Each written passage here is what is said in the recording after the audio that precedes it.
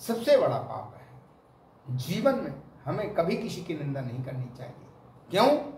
क्योंकि हम जिसकी निंदा करते हैं उसके सारे पाप हमारे पास आ जाते हैं और जितने हमारे पुण्य होते हैं वो सब उसके पास चले जाते हैं। इसलिए जीवन में कभी किसी की निंदा नहीं करना चाहिए। निंदा सबसे बड़ा और सबसे बुरा पाप माना गया है। इस प्रकार की एक कथा आती है, आपने सुना होगा। कई लोग कहते हैं पापों का पहाड़, पापों का पहाड़। इस प्रकार की एक कथा आती है कि एक बाल ब्रह्मचारी सन्यासी थे, योगी थे, और विचरण करते करते करते करते जो है वो पूरे भारत का भ्रमण करते करते एक नगर में पहुंचे। एक नगर में पहुंचे थे, एक चबूतरा था, वहां पर बड़ा बरगद का पेड़ था। उन्होंने देखा कि बड़ी सुंदर छाया है और बरगद का पेड़ है, तो वहां जाकर के अपनी तपस्या करने के लिए बैठ गए। और जैसे ही वहां तपस्या करने के लिए बैठ गए तो उनका मन लग गया।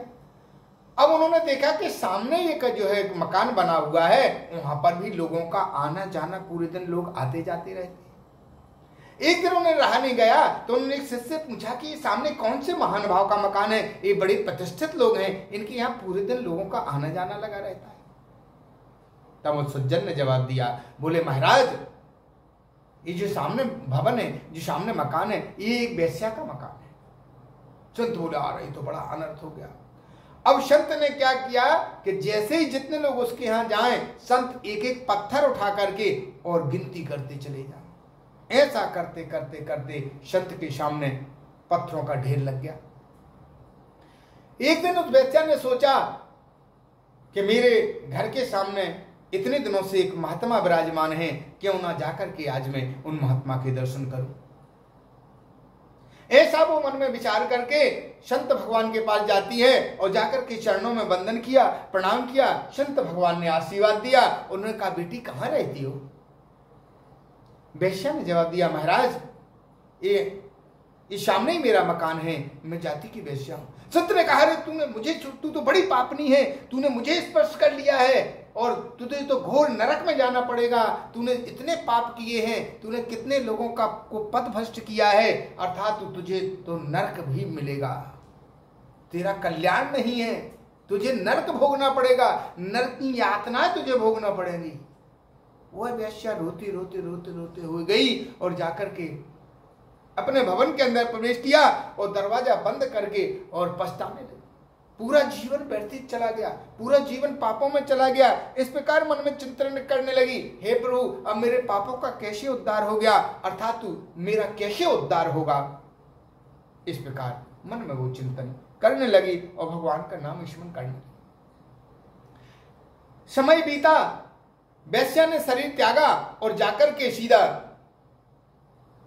भगवान के धाम में पहुंची, वैकुंठ पहुंच जाती है। कुछ समय के बाद समय बीतता है, संत भगवान का भी समय आ जाता है और जब संत भगवान को लेने के लिए यमदूत आ जाते हैं। जैसे ही यमदूत संत भगवान के पास आते हैं तो संत यमदूतों को देखकर कहते हैं, तुम किस लिए आए हो? यमदूतों ने कहा कि हम आपको लेने के लिए आए। तब संत भगवान कहते हैं, अरे तुम्हारा दिमाग ठीक है?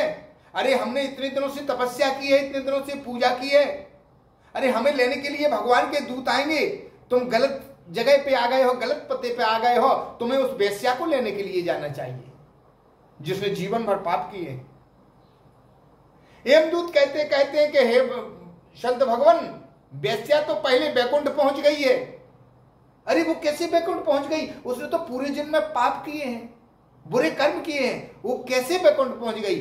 तब यमदूतों ने कहा भगवान, आपने जो उसकी जो निंदा की है, आपने जो उसके पापों की जो गणना की है, आपने जो उसके पापों का ये पहाड़ इकट्ठा कर रखा है, उसके जो पापों की आपने गणना करके जो पत्थरों का ये ढेर लगा रखा है, तो आपने उसके पापों की जो गणना की, उसके पापों की आपने जो निंदा की और पूरे जीवन भर आपने जितनी तपस्या की, जितनी आपने पूजा की, जितनी आपने साधना की, उसका सारा पुण्य प्रताप उस वेश्या के खाते में चला गया है। इसलिए वो वेश्या आपके पुण्यों के प्रताप से आपने जो निंदा की है, उस आपकी निंदा द्वारा सारे पुण्य उसमें प्रविष्ट हो गए हैं और उन पुण्यों के बल पर वो वैकुंठ को चली गई है और उसके जितने पाप थे, जितने वेश्या के पाप थे, वो सारे पाप आप में परिवर्तित हो गए हैं। इसलिए आप उन पापों के प्रभाव से आपको नरक ही जाना पड़ेगा। क्यों? क्योंकि आपने वेश्या के पापों की गणना की है, उसके पापों की निंदा की है। इसलिए आपके जितने पुण्य थे, आपने बचपन से लेकर के अभी तक जितनी भगवान की तपस्याएं, नाम जप, तीर्थ यात्रा, यज्ञ जो भी आपने किया, वो आपके सारे पुण्य वेश्या के खाते में जमा हो गए और उसके जितने पाप थे वो सब आपके पास आ गए। इसलिए आपके पुण्य के प्रभाव से वेश्या वैकुंठ को चली गई है और उसके पापों का प्रभाव जो आपके ऊपर आ गया है, उसकी वजह से आपको नरक ही भोगना पड़ेगा। तब शंकर भगवान यमदूतों के सामने हाथ जोड़कर खड़े हो गए और बोले, भैया जो निर्णय हो मुझे स्वीकार है। इसलिए जीवन में कभी किसी की निंदा ना करें, क्योंकि निंदा सबसे बड़ा पाप माना गया है। क्योंकि हम जिसकी निंदा करते हैं उसके सारे पाप हमारे अंदर आ जाते हैं और हमारे पुण्य उसके पास चले जाते हैं।